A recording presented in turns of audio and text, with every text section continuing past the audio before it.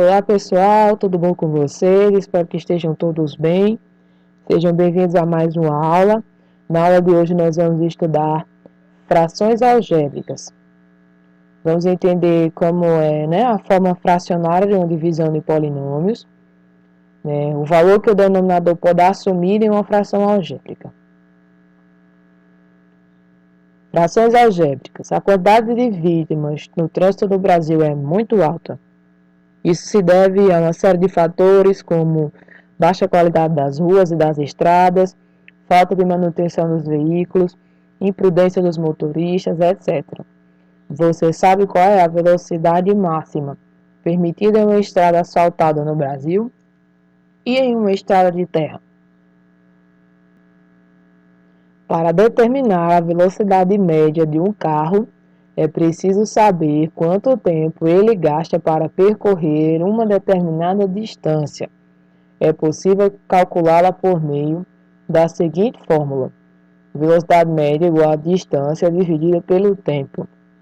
Ou seja, é a distância percorrida ou a distância a percorrer dividido pelo tempo que ele vai gastar ou o tempo gasto para percorrer essa distância. Por exemplo, se um carro levou 3 horas para percorrer 240 km, qual seria a sua velocidade média? Nós vamos calcular dividindo a distância pelo tempo. A distância é 240 km dividido por 3 horas. 240 dividido por 3 dá 80. E a unidade ficamos com quilômetros por hora. Então, velocidade média de 80 km por hora.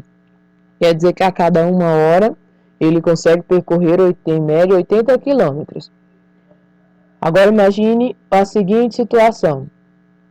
Quanto tempo esse carro levaria para percorrer a distância de 180 km com a velocidade média de 120? Agora o problema é o seguinte, você tem a velocidade, que é 120 km por hora, você tem a distância e quer encontrar o tempo. Fazendo o meio pelos extremos aqui, vamos ficar com 120 km por hora multiplicando o tempo igual a 180 quilômetros. Podemos cortar aqui, quilômetro desse lado com quilômetro desse lado. Esse daqui que está dividindo pode passar multiplicando. Aí vamos ficar com 180 H, passa o 120 que está multiplicando, dividindo. 180 dividido por 120 dá 1,5. E o H. Então temos aqui que o tempo é 1,5 hora. Quer dizer 1h30, ou seja, 1h e 30 minutos. Na equação da velocidade média, você percebeu que quando queremos encontrar o valor do tempo, dadas as velocidades e a distância, a incógnita está no denominador. Nesse segundo exemplo, a incógnita, a variável a ser encontrada, o valor desconhecido a ser encontrado estava no denominador. Em situações, gente, que nós temos variáveis no denominador, quando nós temos uma fração nesse formato, ou seja, um quociente de 2 polinômios, uma fração com 2 polinômios, em que uma ou mais variáveis aparecem no denominador, chama-se de fração algébrica. Por exemplo, olha só, essa aqui nós temos A e B no denominador, aqui nós temos A mais B, aqui nós temos um polinômio do segundo grau no denominador, aqui também e aqui também. Então, se aparecer qualquer parte literal, ou seja, qualquer variável no denominador, independente do que tenha no numerador, certo? Se houver qualquer variável no denominador, então a expressão em questão é uma fração algébrica. Lembrando qual é a característica, de uma fração. Nós temos uma fração, por exemplo, A sobre B, a característica é que o B tem que ser sempre diferente de zero. Por quê? Porque não existe divisão por zero. Então, essa mesma regra, né, nós seguimos para uma fração algébrica. O denominador de uma fração algébrica deve representar sempre um número real diferente de zero. Por exemplo, na fração 3 sobre x, perceba que x pode assumir qualquer valor. Essa variável, essa incógnita, pode assumir qualquer valor positivo ou qualquer valor negativo, entretanto, ela não pode ser zero. Então, nessa fração, devemos ter x diferente de zero. Nessa aqui, observe o denominador é x menos 5. Então, perceba que o x pode assumir qualquer valor, com exceção de um valor, o 5. Porque se você substituir x igual a 5 aqui, vai ficar 5 menos 5, vai ficar 0 no denominador. Então, não pode. Então, para encontrar os valores possíveis de x, que podem ser substituídos numa fração algébrica, sempre partimos do princípio que o denominador tem que ser diferente de zero. Nas frações algébricas a seguir, determine o valor que a variável pode assumir, a fim de não anular o denominador.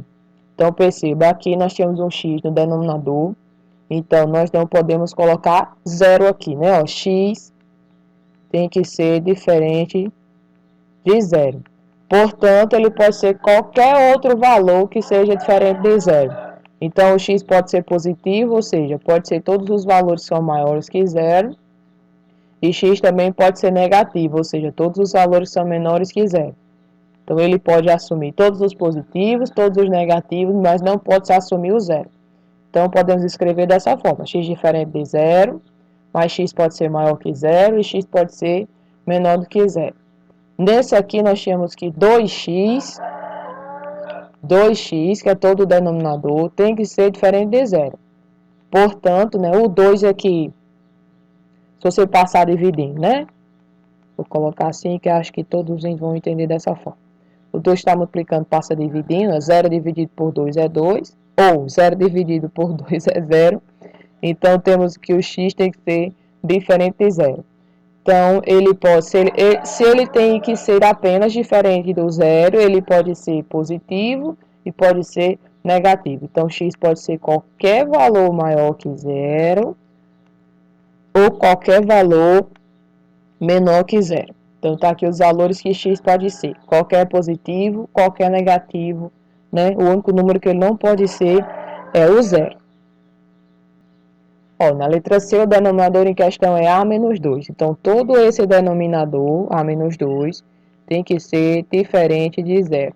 Passe o menos 2 para o outro lado, ficamos com A diferente de 2. Então, ó, o A pode ser qualquer valor, com exceção do 2. Então, o A pode ser qualquer número que venha antes do 2, ou seja, A menor do que 2, e pode ser qualquer número depois do 2, ou seja, A maior que 2.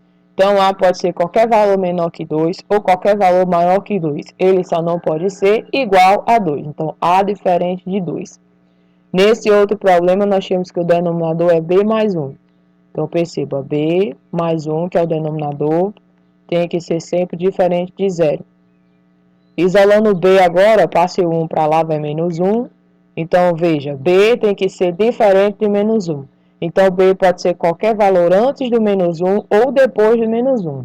Antes do menos 1, escrevemos B menor que menos 1. Ou seja, qualquer valor menor que menos 1 ou qualquer valor que seja maior que menos 1. Ele só não pode ser, de fato, igual a menos 1, porque senão vai ficar zero aqui embaixo.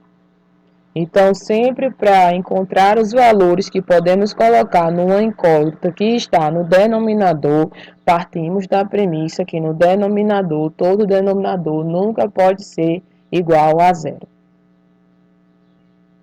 Relaciona as expressões algébricas com os valores que a variável pode assumir para que não gere uma divisão impossível. Por exemplo, na letra A, nós temos que o x aqui embaixo tem que ser diferente de zero. Então, aqui, letra A.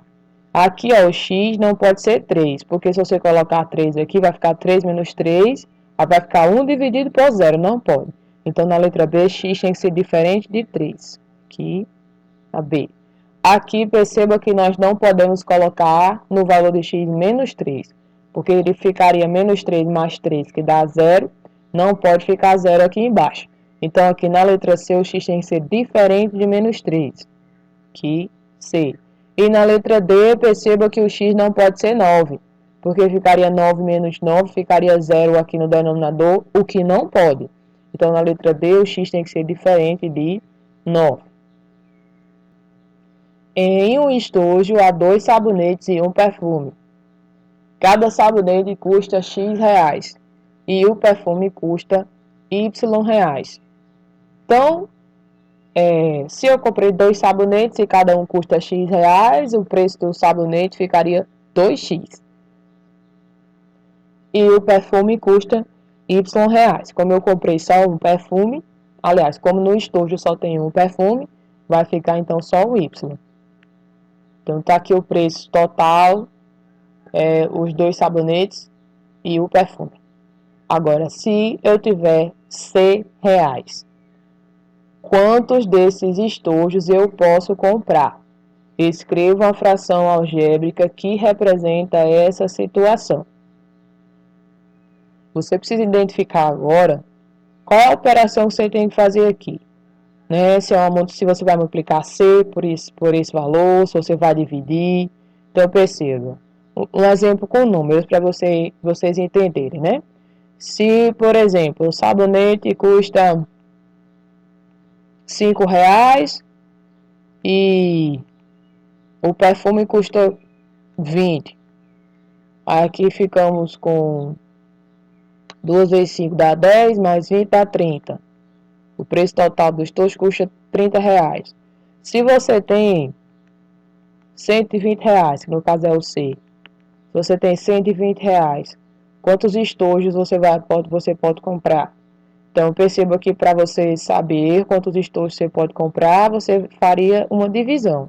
Você pegaria 120, que é todo o dinheiro que você tem, dividiria por 30, aqui daria 4. Ou seja, daria para você comprar 4 estojos com os seus 120 reais. Então, nessa expressão, nós queremos encontrar apenas a expressão algébrica que representa essa situação. Então, para representar essa situação de quantos desses estojos nós podemos comprar, nós temos que dividir C pelo preço total do estojo. Então, vai ficar C dividido por 2x mais y, certo? Eu fiz um exemplo com números apenas para que vocês tenham em mente por que vai ficar C dividido por 2x mais y. Para encher uma caixa d'água de 1000 litros, uma torneira leva T minutos e a segunda torneira leva 20 minutos a menos. Que fração representa a quantidade de litros por minuto despejada pela primeira torneira? Então, gente, aqui na questão eu já tenho uma dica do que é que nós vamos fazer, gente. É litros por minuto. Então, daqui você já se liga que você vai dividir litros por minuto. A primeira caixa d'água tem 1000 litros e a torneira leva T minutos. Então, a fração algébrica que representa a quantidade de litros por minuto despejada pela primeira torneira é 1000 litros por minuto. No caso, 1000 sobre T. Qual a fração algébrica que representa a quantidade de litros por minuto? Litros por minuto também. Nós vamos dividir litros pelo tempo. Despejada pela segunda torneira. São 1000 litros. 1000 litros. Dividido o tempo da segunda torneira. Perceba que só diz o seguinte. Que ela leva 20 minutos a menos que a primeira torneira. A primeira torneira leva T minutos. Se a segunda torneira leva 20 a menos, então nós vamos escrever T menos 20. Um carro percorreu X quilômetros com Y litros de gasolina. Uma moto percorreu o dobro da distância com Y litros de gasolina. Escreva a expressão que representa quantos quilômetros por litro faz o carro. Ó, novamente, a dica já está aqui na questão, ó, quilômetros por litro. Então, nós vamos dividir o quilômetro, quantidade de quilômetros, pela quantidade de litros. Então, quilômetros por litro. Temos X quilômetros e os litros aqui está representado com a letra Y. Então, o carro faz X quilômetros com Y litros de gasolina. Então, tá aqui, ó, quilômetros por litro. Escreva a expressão que representa quantos litros, quantos quilômetros por litro faz a moto. A moto, novamente, a gente vai dividir quilômetros por litro. A moto percorreu o dobro da distância, então, 2x é a distância em quilômetros, com Y litros de gasolina. Então, 2x sobre Y. Alexandre tem um lava-carro. Todos os dias ele soma os valores recebidos, retira uma parte para a empresa e o restante é dividido igualmente entre seus funcionários. Escreva uma fração algébrica que representa a quantidade recebida por cada funcionário. Quantas variáveis, as letrinhas que a gente vai usar para representar cada quesito aqui da questão, fiquem à vontade. Qualquer valor desconhecido pode ser representado com a letrinha que você quiser. X, Y, A e B, qualquer uma. Se você tem dificuldade, por exemplo, de lembrar depois o que é que cada letra significa, então use uma que facilite você lembrar. Por exemplo, vamos representar valores recebidos com a letra V, para ficar mais fácil. Valores recebidos com a letra V. Podemos dizer assim, retira uma parte para a empresa, então essa parte para a empresa a gente pode botar um P, e o restante é dividido igualmente entre a quantidade de funcionários, vamos botar F. Pronto. Talvez fique mais fácil para você analisar dessa forma. Então a questão diz o seguinte, ó, que ele pega todo o total, retira a parte, então V menos P, pega todos os valores recebidos, o total, retira a parte da empresa, que é menos P. O restante dessa subtração aqui, ele vai dividir entre todos os seus funcionários. Pronto, escrevi algebricamente o nosso problema. Mas ele dá uma informação. Ele diz o seguinte: no último sábado, ele tirou 250 do valor recebido e o restante dividiu entre os seus funcionários. Então, ele tirou 250, no caso, é a parte que foi para a empresa. Então, essa expressão aqui, para a letra A, no caso, vai ficar V menos o 250, que foi a parte retirada para a empresa, dividido pela quantidade de funcionários. A B diz o seguinte: se o valor recebido foi de 450, ou seja, se V, o valor recebido, foi de 450 e havia 4 funcionários, ou seja, F igual a 4, trabalhando naquele dia. Quanto cada funcionário recebeu? Então, na nossa expressão aqui da letra A, coloque cada valor no seu respectivo lugar. V é 450, então 450 menos 250 dividido por F, que é 4. Aí nós temos, 450 menos 250 dá 200. 200 dividido por 4 vai dar 50. Então, cada funcionário nesse dia recebeu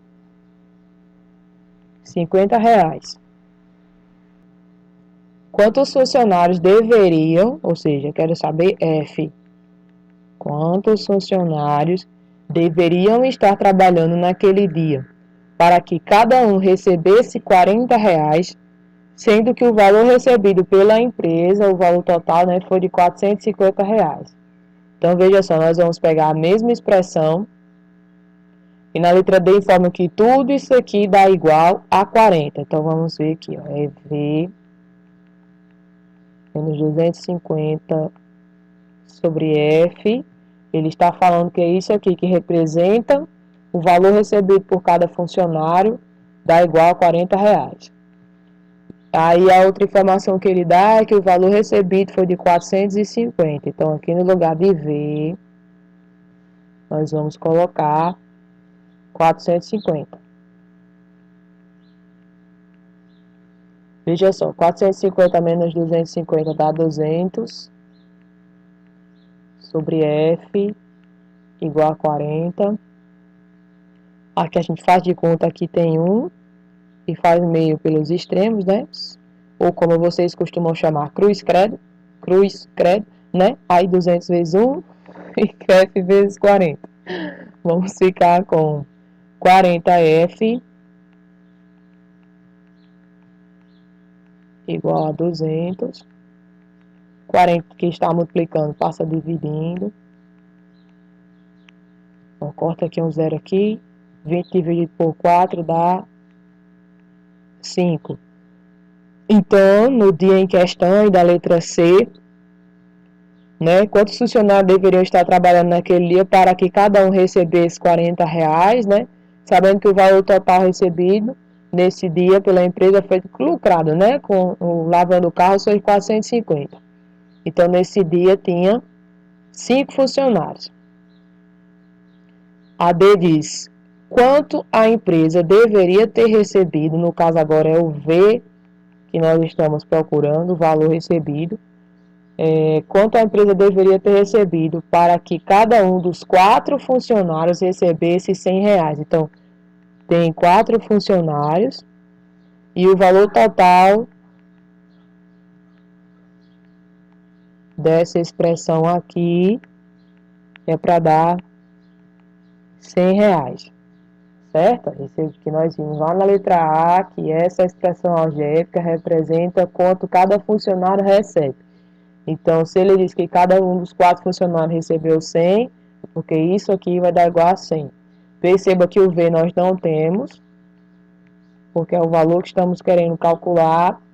F é igual a 4, já tem 4 funcionários, igual a 100. Novamente, a gente faz de conta que tem 1 aqui, e fazemos o produto do meio, dos meios, e o produto dos extremos. Ou, como vocês falam, cruz credo. Então, vamos ficar com V menos 250, que V menos 250 vezes 1 dá V menos 250. E 4 vezes 100, que dá 400. 250 aqui está subtraindo, passa para o outro lado somando. 400 mais 250 dá 650.